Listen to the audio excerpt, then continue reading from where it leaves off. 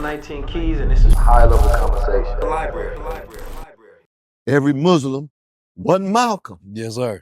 wasn't Farrakhan. Yes, sir. You know, it wasn't Clara Muhammad. You know, Yes, it wasn't sir. Silas Muhammad, right? Which is not to put the Muslim down. It's just like I'm not putting anybody else down, but it is to say, you got this variety. There's the best and the worst of every generation. Are we the median of that? Or are we to be, who are we to be represented by? Are the best or the worst? Or is it a median of Yeah, that's a the good best and the question. worst? That's a good question.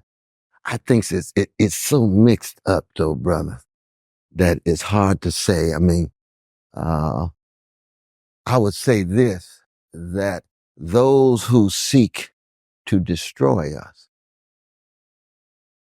want us to only be in contact with the worst. Mm.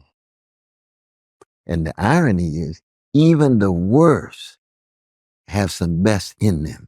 Mm. You see what I mean? If somebody had zeroed in on Malcolm Little when he was 19, Yes, sir. he dead up gangster. Yeah.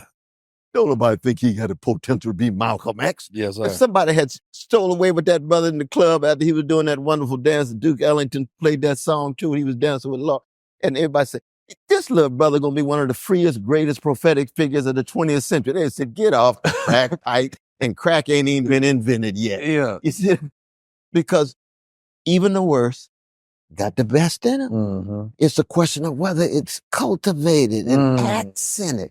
And it goes the other way. Even the best, Martin King, he got the worst in him too.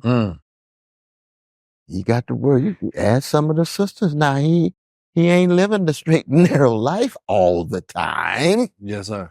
You know what I mean? So that he got the worst too. That's human. We got to be mature enough to be able to see the best and the worst in all of us. But Martin's fundamental disposition and orientation is so much toward love and service for the people that he sets a high standard. You know what I mean? High standard. Malcolm the same way. Fannie Lou Hamer the same way.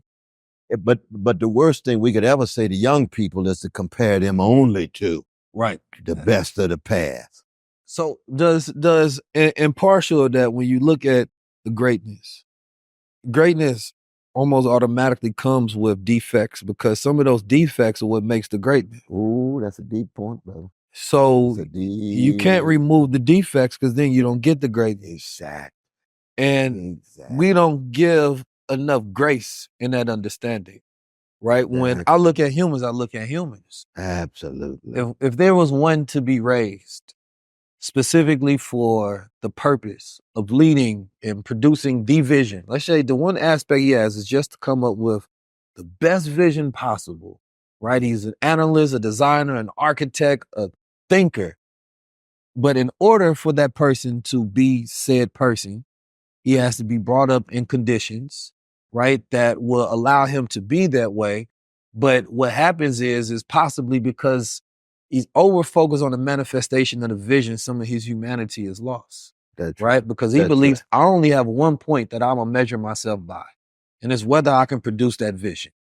Where goodness and, righteousness may be another man's journey of goodness and contribution, just being a good citizen to society, not harming anybody.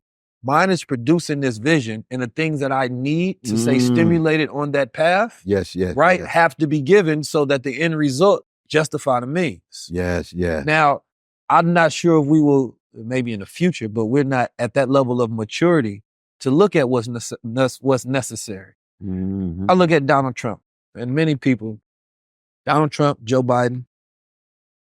I see people that say they'll vote for Joe Biden if he was laying up in respiratory tubes. They don't care.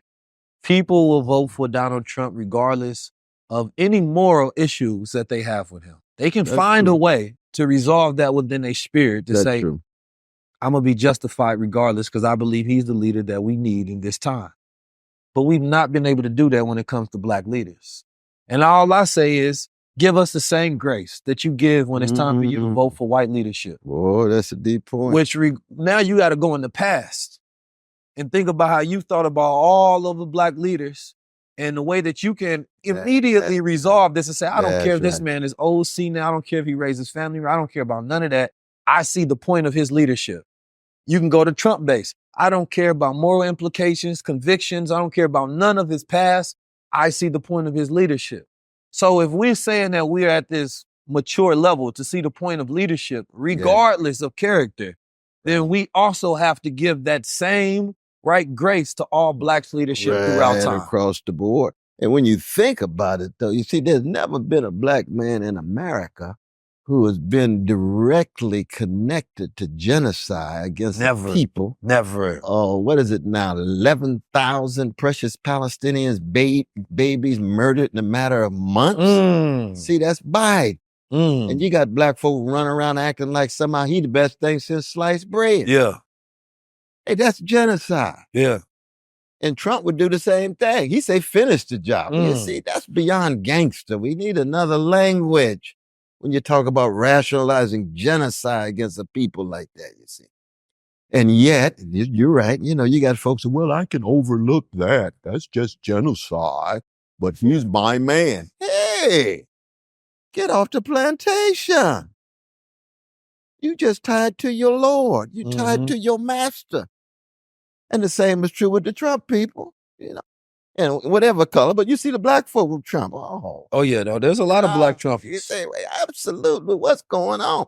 Now, on the other hand, it's also true that you can be a truth teller. People say, well, it's true that I acknowledge that Biden is enabling genocide. He denies that it's genocide, which is a lie. It is genocide. But I'll vote for him anyway for these reasons. Well, at least they telling part of that truth and they're moving on. But when it comes to Black leaders can use one word that they disagree with. They remember that for 25 years. Yeah, that's a fact. Innocent folk getting killed with 2,000-pound bombs. I mean, so that your point about the double standards and the hypocrisy is real. But I would say this, though, brother, that in the end, though, it really has to do with what kind of human being you're really choosing to be. Back to philosophia. Philosophy, the love of wisdom. And one of the first things the love of wisdom accents is virtues, not just values. Virtues are much deeper than values because that has to do with something you deeply inculcate in your behavior habitually. And the enabling virtue of any other virtue is courage. If you're a coward, you ain't gonna be of too much use for good. In the Christian scripture, be not afraid 365 times. Because God can't use no coward. Yes, sir. If you're a coward, the devil just break dancing, smiling. Come on. You who I work with. Yes, sir. You see. So then beyond the courage, though, you got to have compassion. Because the gangster could have, and the mafia could have folk who are courageous, and I give them credit. They taking a risk. Very much so. Like even Trump, he can have a bullet fly by his thing and act courageous. And I say, hey, I can identify with that. But then the question, fight. Fighting for what? Fighting against my people. Fighting against poor people. Fighting against working people. No. You got courage, you ain't got no compassion. You see. So you got to have courage with that spiritual and moral dimensions. Then you got the courage and compassion together. We right back to the radical love and the radical freedom. You see, that's what makes a freedom fighter. Bernice Reagan just died just today. She was founder of Sweet Honey in the Rock, one of the closest artists working with Martin King and Snick and James Lawson Jr., who just died here in L.A., 95 years old, worked with Martin, you see. Bernice Reagan was a great artistic freedom fighter. She was a protege of Fannie Lou Hamer. You see, she had courage, she had compassion, she had style, and then she's artistic genius. Now everybody ain't gonna be an artistic genius. You know what I mean? You tell the sisters you want to sound like Aretha, you know, don't hold your breath, but go on and work it out. Find your voice, do what you can do, but probably ain't gonna be Aretha. That's all right. Don't worry about it. Most of the brothers ain't gonna be Luther, you know what I mean? But go on and raise their voices. But they know it's courage, compassion, undergirded with radical love and freedom, radical freedom and love. Then you got something really worth dying for. And that's the history of our people at our best, at our worst. Yes, sir. And it's in your generation, and it's in my generation. It's in you, it's in this brother, and it's in me. And the question is, how do we allow it to be manifest? Yes, sir. This little light of mine, I'm going to let it shine. That's Fatty Lou, that's Bernice Razor. Yeah, that ain't just a song. Because we living in some grimness and some dimness. What kind of light is going to be shining? The courage and the compassion, the truth telling, the unsettling, the unnerving, and the unhousing that we started this conversation off with, though. Now I want to live on my baseline. I want to be in a high level club. Are we low level or high level? This damn product right here got too much stuff in it. It got black seed oil, got cannabinoids, it got lion's mane, and it's 1,000 milligrams, right? It's an ounce of black seed oil, got MCT oil, 1 ounce, 0.5 grams of lion's mane powder. I think that's too much. This right here have your brain super focused and charged all damn day. I took this and I was working from the beginning of the day literally to midnight. Now I got a lot of stuff done, but I shouldn't have been that charged up. I don't think that the products should work that well. So I don't think that you should take this if you don't want to get a lot of stuff done throughout the whole day, because everything in here is amazing for you, but I think it's too much ingredients. I feel like you're supposed to take that kind of stuff where it give you a little charge and it had you smooth throughout the day, but not like where you just going and going and going and going.